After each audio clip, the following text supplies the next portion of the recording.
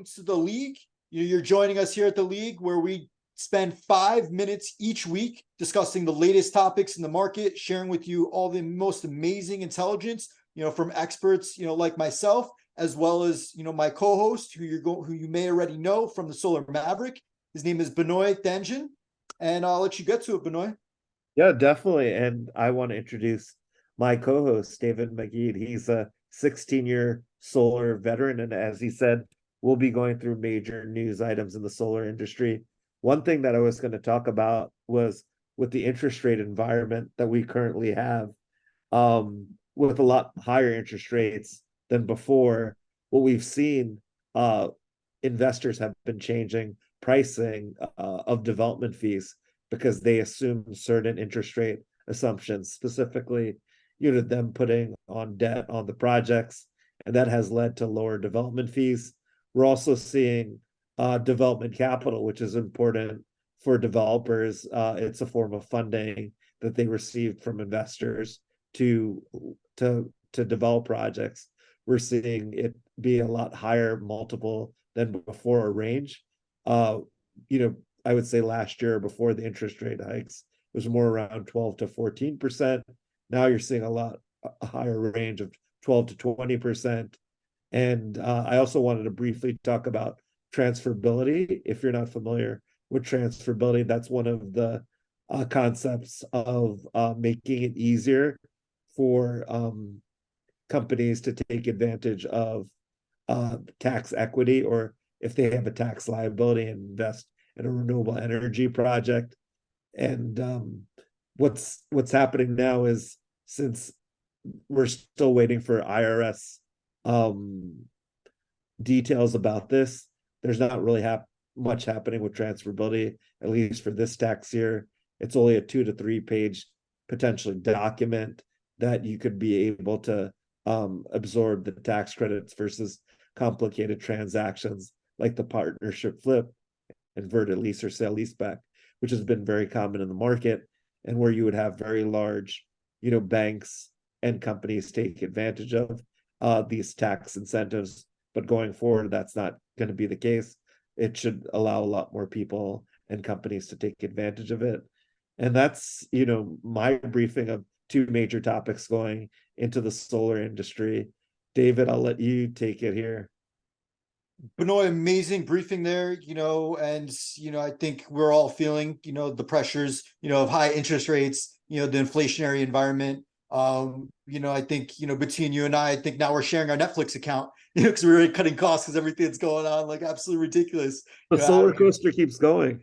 It keeps going, and that's how it moves. So yeah, that being said, a few key topics to be aware of what's going on in the market right now. Domestic content, 10% adder, post IRA, very hot topic. Everyone's very excited for this. You're seeing manufacturers, being announced and facilities being set up. Things are moving very quickly. Question, big item comes. Should your development fee reflect this 10%, ITC, adder? And at the same point, what we're seeing in the market is we're forecasting next year, you're going to start to see more surplus of modules, be able to purchase these. We think the bigger delay is going to occur, with your tax equity, providers really getting comfortable, around this, qualifying for this domestic adder. And yeah, Benoit, was there anything you wanted to mention on that? I know you've been speaking to some of these manufacturers, on the ground level with Solar Maverick. Anything you could speak about that for a second here? Yeah, definitely. On the Solar Maverick podcast, I spoke to Martin, who's the president of Helene.